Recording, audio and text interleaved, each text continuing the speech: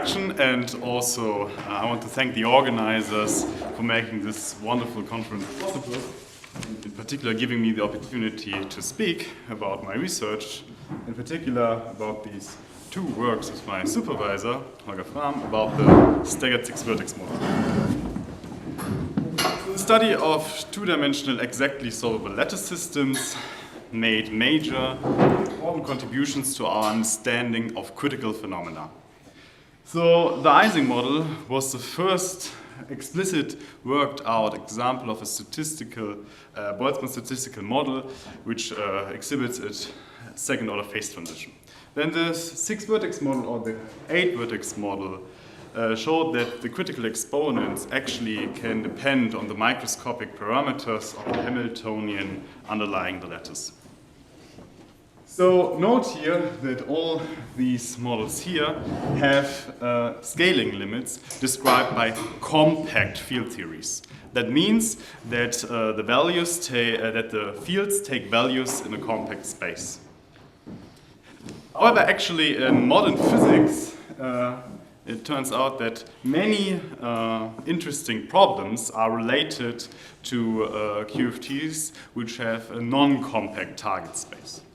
So to name some examples here, they appear in high energy physics in the context of ADS, CFT and strings, but also in condensed matter physics, where, for example, to name one important application, and the integer quantum Hall effect, it was proposed that the transitions between two levels is described by a super sigma model with non-compact target space.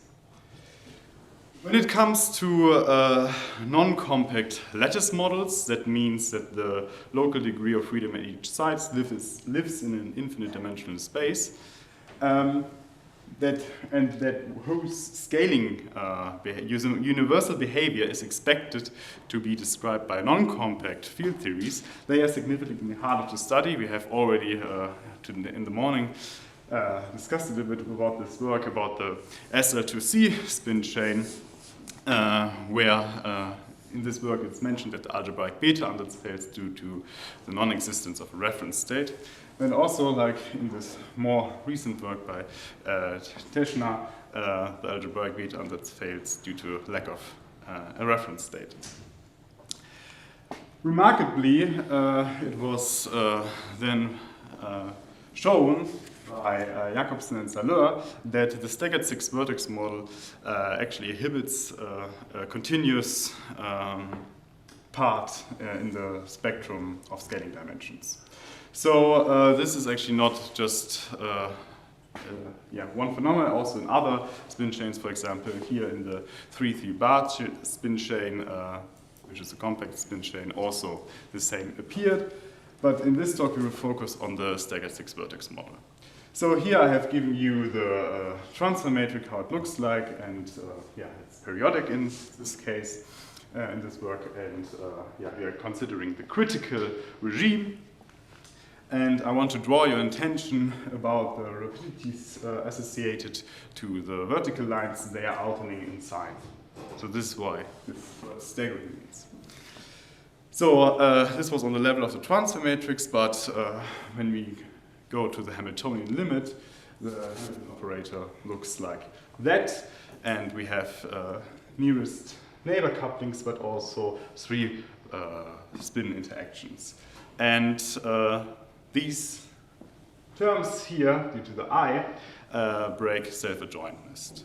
So we have actually an operator which is non-Hermitian, and hence we have complex energies. But actually, it turns out by numerics that when you look at the low energy, the low energies ordered by the real part, and you scale the system to a larger and larger lattice sizes, the imaginary part decreases and actually vanishes then. So, speaking of the scaling limit, it was proposed by Iklev, Jacobsen, and Saleur that the scaling limit is described by the two-dimensional Euclidean black hole sigma model. So what is this? This is described by this Lagrangian, and this describes the motion of a field of this cigar-shaped manifold. So actually, this is here a finite figure, but it's actually an infinite one, but this didn't fit on my slide. Yes, so later, it was this conjecture was revised by Vajanov, Kutuzov, Karval, and Lukyanov, that actually the scaling limit is described by the two-dimensional Lorentzian black hole sigma model, which takes this form, and where the fields basically describe the motion in this type of geometry, in this space-time diagram, and this is actually, when you look at it, just the standard space-time diagram of the Schwarzschild metric in cross-cut coordinates. Here's already an important fact I should mention.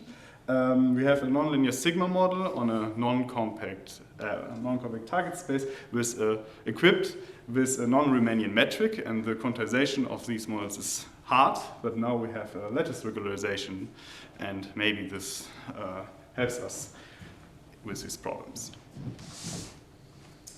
So this one has attracted many attention, and hence generalizations of this model has been studied. Here I've put it in red that the staggering parameter alpha here now can take values in this whole interval, not just pi over 2, and also the anisotropy was then extended to this interval. And the state of the art was then this wonderful phase-space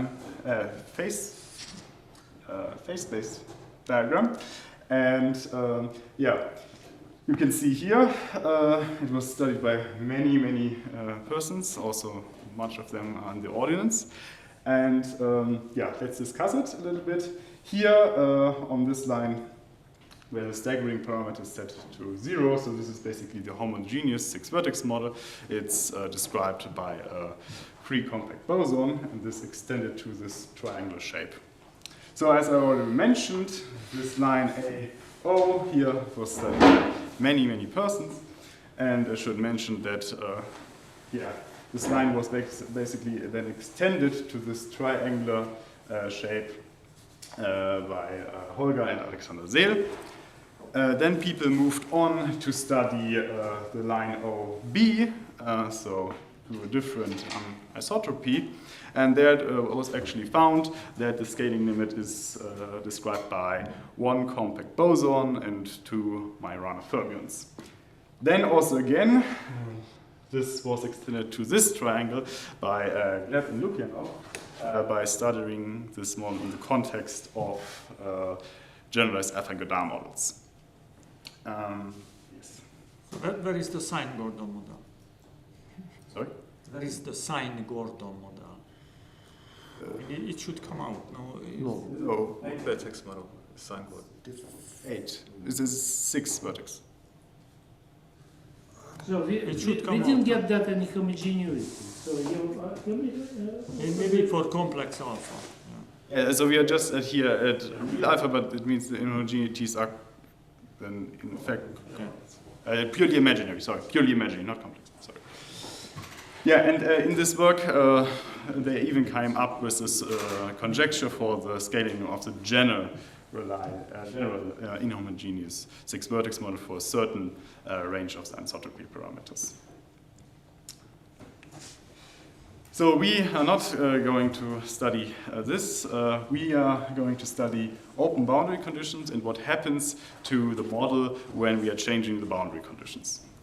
So then the transfer matrix looks like that. It's not a circle anymore. It's like has like two ends, and on these ends then the boundary conditions will introduce a magnetic field. And there has been already work done by Jacobson, Robertson, and Saleur. And the presence of the continuous component is highly boundary condition dependent. In this work, they have chosen a boundary condition and have found that the continuous spectrum is not present, while in the later work, they found a continuum. So we will want to generalize the case where a continuum was found to general staggering parameter alpha. And this is a Hamiltonian we want to consider. So you see it's open since the sums have these limits and the indices never go beyond the interval 1 to 2L. And the E's here are the temporal leap generators we have already mentioned in the talks today. They are given by the vertex representation. Note that here these boundary terms, the boundary terms of the sum, were generated due to this term, boundary magnetic fields. This Hamiltonian has UQSL2 symmetry. Maybe I can a little bit talk about that, but I guess we have already seen that so often today that I will be a little quick. So you can think of it as SU2, where you have this standard algebraic relation, and then this is the representation on the spin chain. And when you go to UQSL2, you slightly deform it and decorate it with these nice, particularly this one with this nice Q bracket, and the representation is basically the same, but it just picks up some base factors here for the lowering and raising operators. Importantly, this Hamiltonian had UQSL2 symmetry. That means it commutes with the whole algebra, generators of the algebra, and this means that the space of state is organized in multiplets. So this is very nice, since each representative of the multiplet, we have for each multiplet one representative in this sector equal to 0, so one can restrict to this sector to obtain the whole spectrum still. This gives some numerical increase. So, what are our main results, or what we are going to see in this talk? We will see that we can extend the range of alpha here to this interval to have still a continuum in the theory. And further, we want to give some insights why when one modifies these boundary conditions slightly, then one gets no continuum anymore. So this is a general strategy. One, we want to look at the large L asymptotic of the energy, and it is expected to be in this form here. Here E infinity is the bulk energy density, is the constant. Here F infinity is the surface energy density, it is also a constant, and the next term in this expansion is 1 over L term with the Fermi velocity, which is also a constant, and all these terms before here are non-universal, so they depend on the specific lattice you are looking at. So they will depend on the staggering parameter and the anisotropy. This term, however, will be universal. It's describing the CFT underlying the lattice. So what we are going to do is we will look at the large L asymptotic of this energy and look if we find a continuous component of scaling dimensions here. And this is in general, for general systems, very hard to impossible, but since our system is integrable, we can use the beta Anders techniques to do that. This is a general strategy.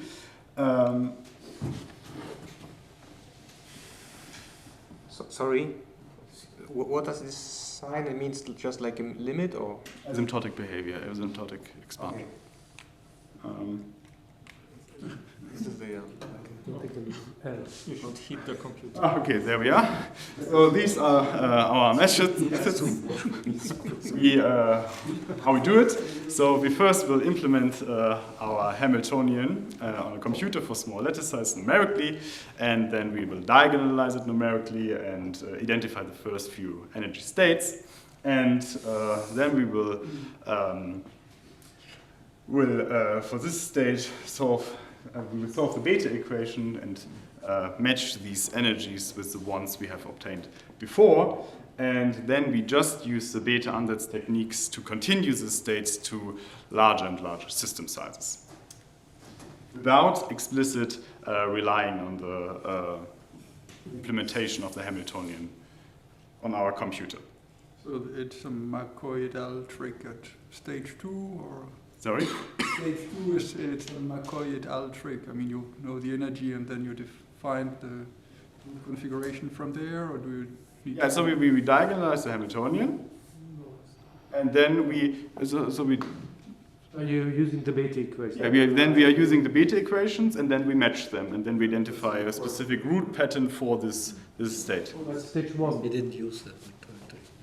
You can just. But what do you know? How to The other option is to calculate How do you know the what actual beta value of the integer? Q operator. Yeah. Yes. So in that case, you don't need to solve the Gehrmann equation. Okay, I will just. So we will solve. So these are the beta equations, and we will go for the VMs here. And the thing is, for each state in our model, there will be this will correspond to a solutions of this algebraic system where the energy is given by this formula. So this is pretty ugly, but yeah, I will walk you through. So these are entropy and the staggering parameter, and one important thing to say is that the number of the beta roots are related to the highest UQSL2 weight in this way. So let's consider an example. Here it's done for the ground state. So we have numerically obtained the energy via exact diagonalization, and then also solved the beta under the equation and have identified this pattern of the ground state. So this is a plot in the complex plane. Sorry, what was alpha? Alpha was a staggering parameter, the choice I of see. homogeneity. I see. And for this certain values, so lattice size it's 22, so it's 2 times L. The ground state is actually found to be in a triplet. And yeah, with the roots configurations nicely arranged on these 2 lines, or either a real line or the line with imaginary part pi over 2. Yes, so, and then we now fix this pattern and go to higher system sizes. And you see,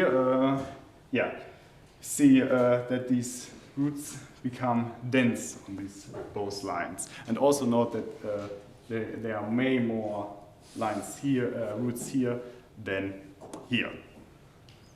What is the what is the periodicity in the imaginary direction? Yes, it's Must be pi. pi. Okay. Yes. Is there some proportion between the number of root? Yes, there's a fixed proportion. We have obtained that by fixing the ratio. So we have in the graph for the small lattice size we have a fixed ratio, and then you extend it via that to this configuration. You seem to have essential singularity, or for your beta roots, they seem to. It's a Hamiltonian, so it's more. Okay. Andreas. For alpha equal pi over 2, you have equal distribution. Yeah, they're then equal distributed. Yes, exactly. Yeah. So one can then, since they become dense, one can study them in the root density approach. And basically these are here the results. Note that here we have a series where we can expand our densities in 1 over L. So that we have like here bar contribution. This will be called surface contribution, and they are given by that formulas. And yeah, for pi over 2, these densities become the same. So one can then, with this, already have a nice result. So when you reintegrate the densities, you should obtain the number of roots. So they are given by that. And Andreas, when you set alpha is equal to pi over 2, they are basically the same. And I want to remind you that the number of roots is related to the UQSL2 weight, so we can calculate S of the ground state, and it's given by that. So this is in general a real number, but we have truncated the series, so this is like okay, and hence we have introduced this rounding procedure here. note that the UQSL2 weight is gamma dependent. And one can see here an interesting thing, that depending on gamma, it's present in a multiplet, and when gamma tends to 0, it's actually diverge, right? So we have here a spontaneous symmetry breaking, since the ground state is in a multiplet, so it can basically take any value in this multiplet. But even by tuning gamma, we can arrange the ground state in each highest weight, in each multiplet with arbitrary highest weight. This is interesting, and one can then also ask the question, so given any highest weight S, in which gamma interval the ground state will be realized in this S, and then one obtains this formula analytically. And one can do it also numerically. So here we have plotted the anisotropy, and on the y-axis actually the negative energy. So you have to think reverse. The highest state is actually the ground state, and you can really nicely see that you have here from pi over 2 to pi over 4 the ground state is realized in S, but then there's another state coming up and crossing it, and these ground state crossings exactly occur and described by this formula we have obtained in the root density approach. Yeah, and then you can continue this actually even, but then you get infinitely many crossings. What is S equal 1? Sorry? S equal 1, what does it mean? S equal to 1, it means that the ground state is realized in the UQSL2 multiplet with highest weight S equal 1. It's triplet. It's a triplet, so the ground state is realized in the triplet. This is the spin. S is a spin, yeah, the UQSL2 spin, sorry. Maybe this was. Okay. So did you analyze the first excitation? So, speaking of excitations, since when you want to determine if you have a continuum or not, you can't just look at the ground state, you have to look at the excitations. And for, I guess it's the best when we have illustrated here for the case where alpha is pi 2, where the number of the roots are the same on both lines. So this is the ground state.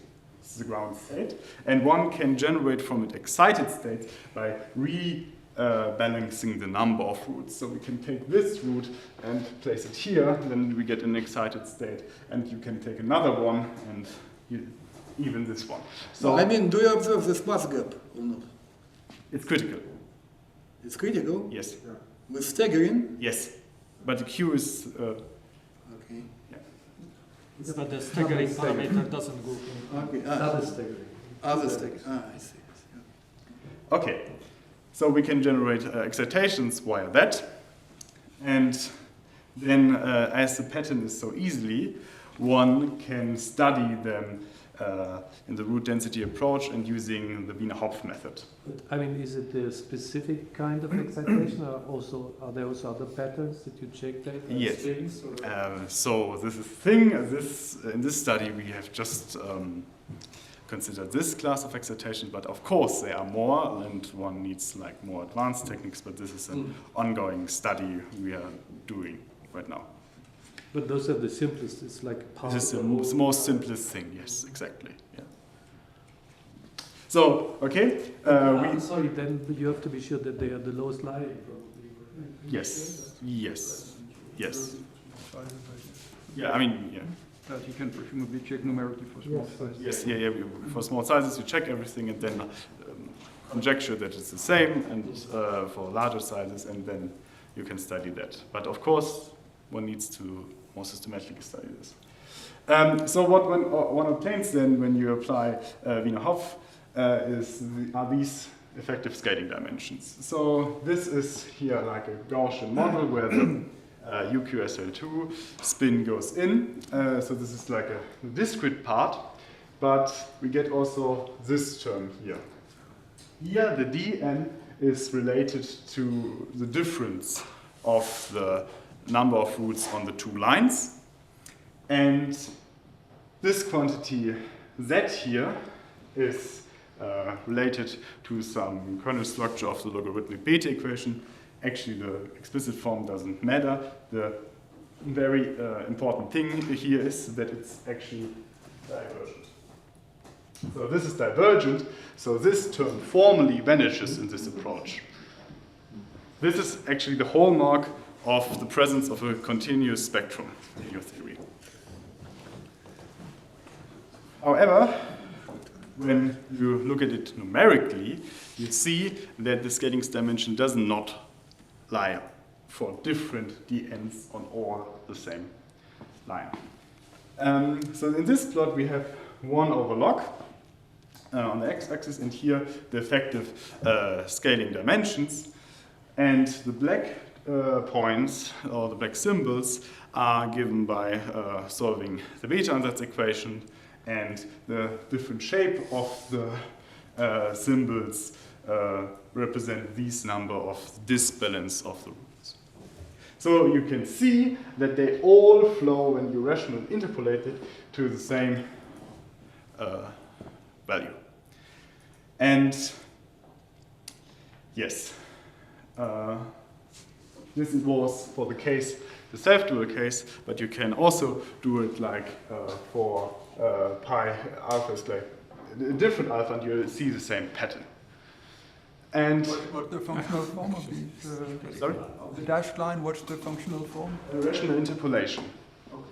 Yeah, of but log L. Yeah.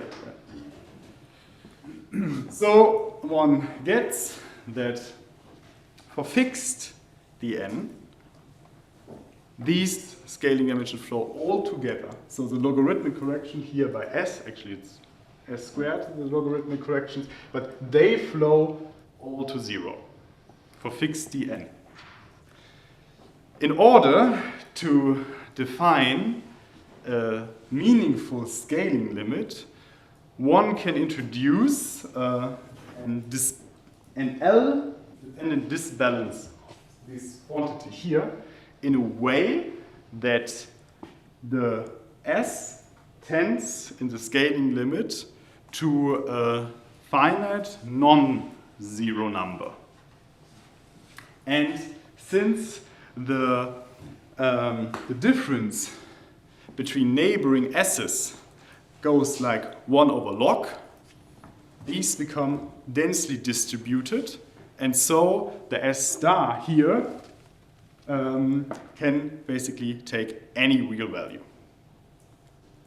So why is It this? actually depends on the limit how you Yes, but you can tune it You that can, way that you it's- can get any number. Yes, any real number, yes. And via this mechanism, we obtain that the scaling dimensions here, these S star appear, which can take any real number, so we have a continuous component in our scaling dimensions.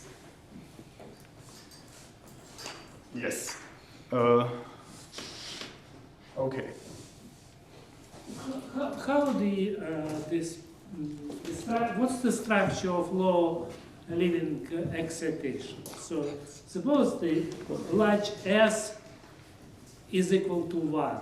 You choose gamma where large X and the ground state is a part of the triplet. Yes. What's the next excited state? So it should be massless spectrum here. Yes.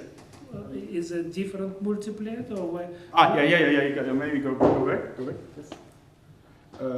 Yeah, here, like this is P here, right? It depends on the S, right? So we have like a different multiplet, which is then the next excitation, or you can excite via the redistributing of the roots. I hope this answers your question. Okay. So we have done further results. We have actually defined an operator which measures this value S on the lattice. It's a quasi-momentum operator, and then just stated here in terms of the beta roots. And so this is the eigenvalue. And then this S, so the logarithmic corrections are related to this operator. Here, this is basically similar as E infinity. It's a contribution of this operator in the thermodynamic limit. So it's a finite constant again. We also made a comparison with the black hole sigma model and found good matching. And as in this CFT there's also a discrete part, we have also made some identification of discrete states on the lattice. So with this I wanted to basically end up this first question of my talk. But now let's move on to the second part, so which is the influence of different boundary conditions. Yes. So these discrete states, can you sort of put them in and out of the continuum by varying something? Yes, by the anisotropy gamma. So you have like a continuum. I can show you maybe also later. You have a continuum, and by changing gamma, it might be that the lowest state of the continuum goes out of it and becomes a discrete state. And this point where it goes out actually directly matches this condition of normal. Okay. And then you also observe that something is not normalizable. And Exactly, yes. So, the influence of different boundary conditions. So we have these two works of Robertson, Jacobson, and Soler, and they studied basically two Hamiltonians. The black one is actually the one we have studied right now, just for the special case of alpha is pi over 2. So this has a continuous component in the scaling dimension. However, when you change the boundary conditions via this term here, the red one, the spectrum in the spectrum there appears no continuum. And we have studied this by considering a more general spin chain with arbitrary inhomogeneities here. And it turns out actually when you tune these inhomogeneities to the alternating case, plus minus pi over 4, then you obtain this black Hamiltonian, so a continuous spectrum. However, you can also tune them differently to 0 and pi over 2.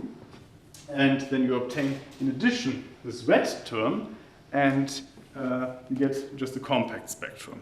So then, in this way, one can relate choosing different boundary conditions to a bulk, to a change of the staggering, and hence this drastic change of the presence or of a continuum or a discrete spectrum can be shown to be a bulk phenomena. And one can actually then also interpolate between these two models by a certain choice of staggering parameters, and what sees is actually that you have two phase transitions. So, with that, I wanted to conclude. So we have seen that the UQSL2 symmetry is spontaneously broken, and we could generalize the presence of a continuum to this interval of the staggering parameter, and we can also interpret that this disappearance of a continuous component of the spectrum can be related to a bulk phenomena. And to suggest or report a little bit about further work I'm currently doing now is we are conducting currently a systematic study of this spin chain using the ODE IQFT correspondence, such that in this very beautiful work. And also I'm maybe considering higher rank models. So thank you for your attention. We have something like 20 minutes for questions. I was like thinking maybe last thing. So please, go ahead. Yeah, go on. I'm asking the same question. So could you tell what is big S? Could you repeat again? Capital S. Capital S. Capital S is the highest weight of the UQSL2 representation of the state. Yeah, is it related to number of magnons?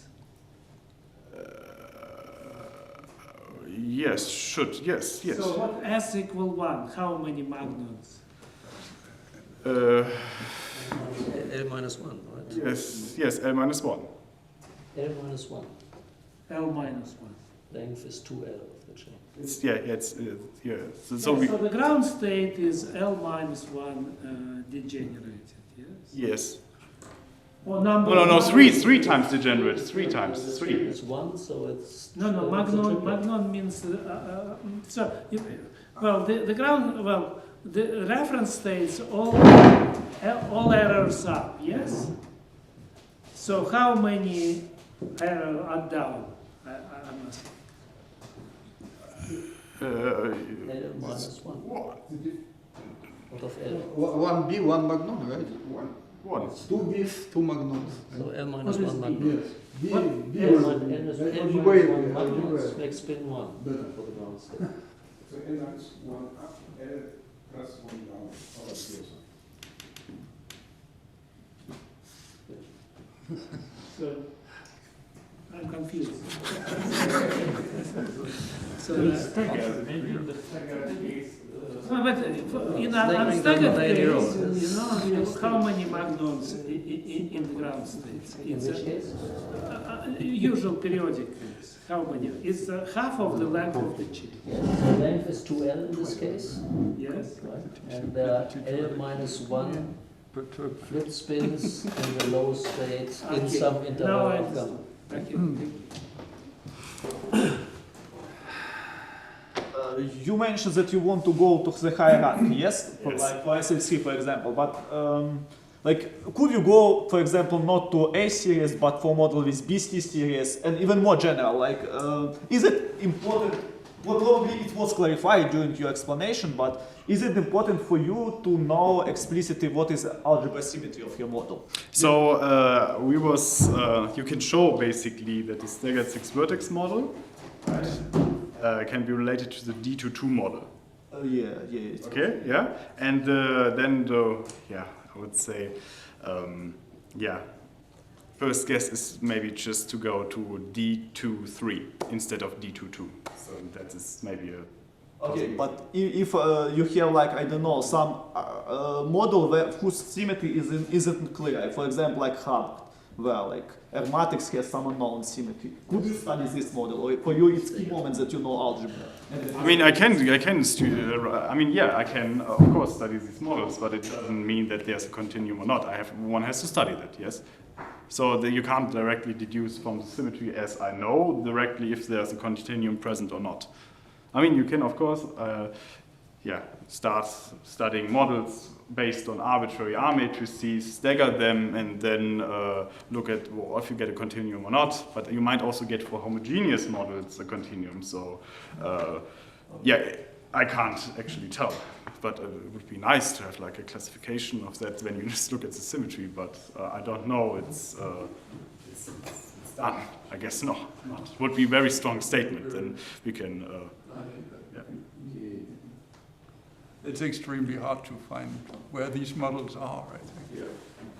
So that's why we was like, since it's very hard, and when you go to the open case, it's even dependent on the boundary conditions. So there are lots of parameters to tune with. I mean, also like for as you've seen in the diagram, the phase diagram, it depends also on the staggering. So there are many things to tune. So to find even a model where you have a continuum is already great. So I didn't understand what you just said. So for the boundary case, you don't have the same phase diagram, or you have the same phase diagram as the one that you have there on your. Yes. This is for the periodic boundary. This is for the periodic case. And what happens when you have? So for the UQS, there are two boundary conditions. For the alternating case, this was done by Jacobson, Robertson, Zaleur. And now we have done the same thing as in the periodic case. This. Okay. You don't on the right. It's done. We haven't gone on the right. So. Yes.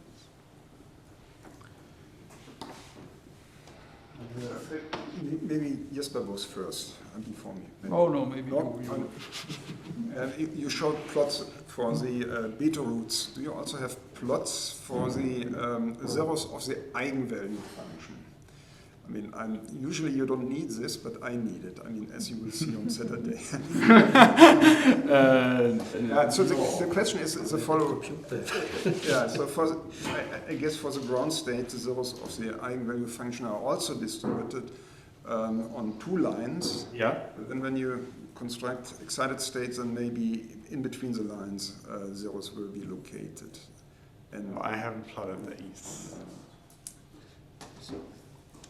Maybe first you wanted to say that. Yeah, I want to ask, so what do you mean by UQSL2 symmetry is spontaneously broken? So do you have a QFT No, I mean, when you have like a model and the ground state exhibits like many realization in different spin sectors, this is called spontaneous symmetry breaking.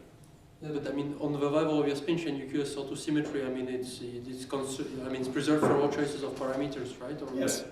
Okay, so how come it can be so? The ground state is in a triplet or in Yes, a multiplet. But what do you mean by is UQSL2 symmetry breaking then if you have a... No, spontaneously. Okay, spontaneous So breaking. it's a different term. Not breaking it is like you don't have the symmetry. Spontaneously breaking it means, by definition, that the ground state possesses more than one realization of where the physical quantities are different in these states. So this means spontaneously symmetry breaking. Okay, so you mean you have observables which are... Which the ground state has many, can be realized in different observables. Yes. Okay, well, I mean, yeah. Okay, so you have observables which just break UQSL2 symmetry, right? I mean, physical. No, Because otherwise, I mean, so you have something which should not preserve this UQSL2 symmetry if you want to observe it physically, right? I mean, I don't understand why the When the levels intersect, the symmetry will be changed somehow, right? Ah, okay, you mean, okay, you change in sectors. Yes, I'm changing sectors. The ground state can be, yes, yeah. Okay, but it's still UQSL2. It's still UQSL2, but when spontaneously symmetry breaking, it means nothing that I break symmetry. Nothing. What happens when alpha is very small? Alpha is very small. It depends on gamma what happens, right? So, Any gamma. We have a lot of time. great. Any particular gamma you know, whatever you like. Gamma, Yeah. whatever you like. Yeah, but it's zero. It's yeah. Then now I understand your question. I guess it becomes basically when it's into zero to the homogeneous UQSL2. Yeah, so around homogeneous. So Yeah. you just increase alpha Yes. slightly. What Yes. will happen to the backgrounds and so on?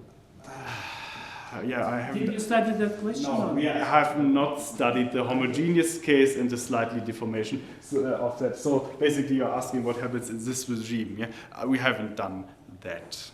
Yeah, but I can. You see, if you change gamma alpha, then the ratio of the number of roots on these two lines changes. At the boundary between the blue and the green region, one of these vertices will be emptied. So if you go beyond that, you just have real root set, so to speak. Yeah, I mean, yeah, you're processing a phase position, but really what happens there at this thing and no, we haven't studied that. Sorry. I just didn't study that question myself. Oh, okay, no, we haven't studied that as well. Sorry. Okay, I'm unsure if I understood the previous question. My question was simply, you observe a phase transition between compact and non-compact. Yes. And what happens exactly at that point? Was that the previous question, or is it another question? No.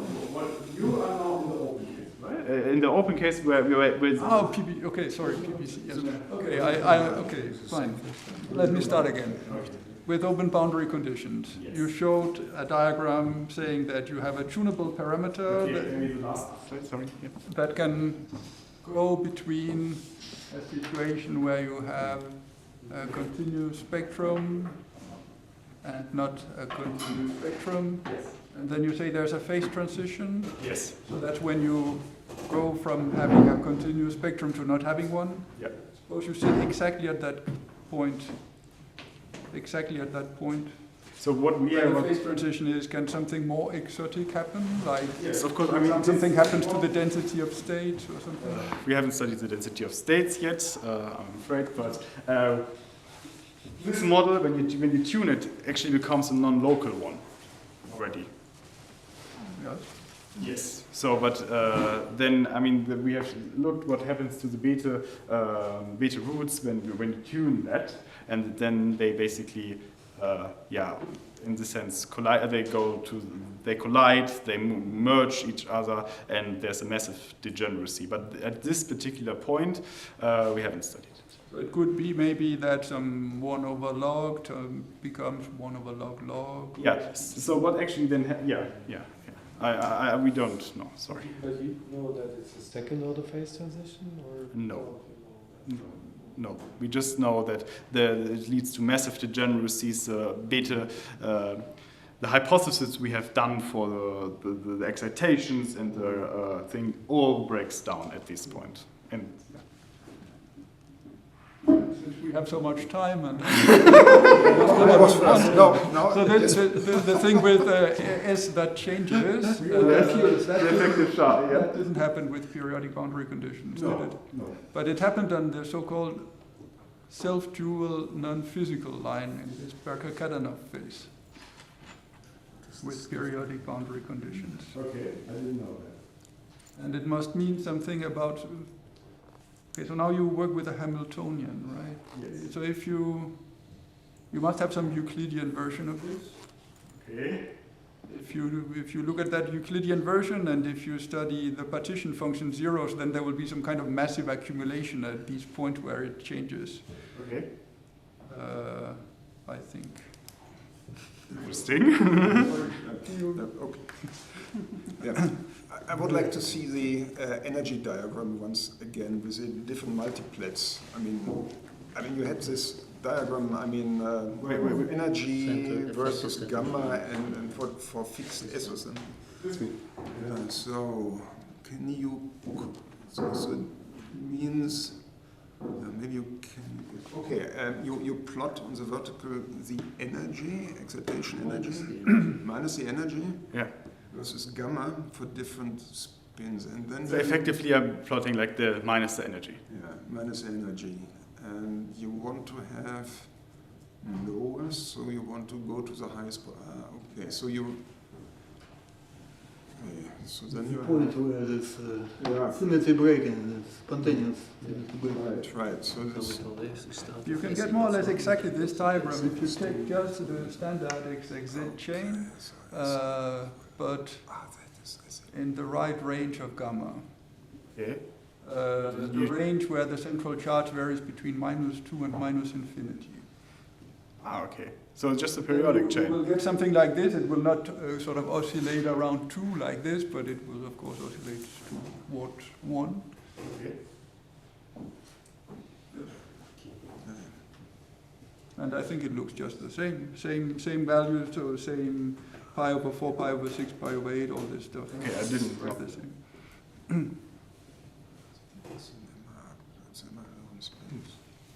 It sort of makes sense, right? Because it reduces the XXZ for a class of states. Right?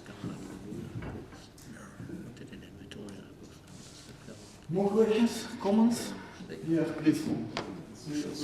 For the higher-rank case, in the scaling limit, do you expect something for the CFT, the sigma model, like something like the dimension of the target space, the signature, the number of non-compact directions, and so on? Or We have not really, I mean, just weeks ago started the study, so we are just we have even looked fully classified the excitations, so I can't answer this question at all. Sorry.